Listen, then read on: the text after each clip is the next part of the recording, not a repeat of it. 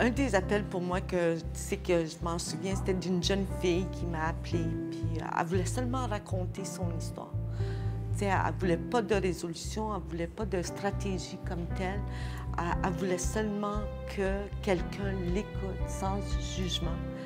Puis quand elle m'a appelée, elle a dit « Je veux seulement dire qu'est-ce que j'ai à dire. » Finalement, à la fin de l'appel, elle me dit « Tu sais, je suis bien. »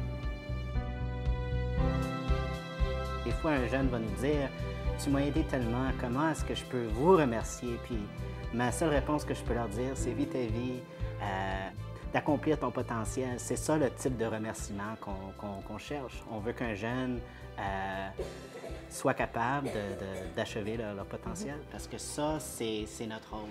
C'est difficile des fois d'évaluer dans quelle mesure on aide les jeunes, dans quelle mesure on a répondu à leurs demandes ou à leurs besoins.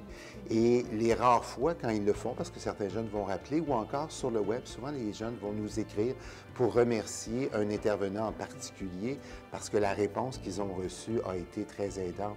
Pour les intervenants, je pense que c'est comme un cadeau qui, dans le fond, nous rassure dans la capacité de faire une différence, dans la capacité d'aider les jeunes. C'est de la manière que l'appel va aller.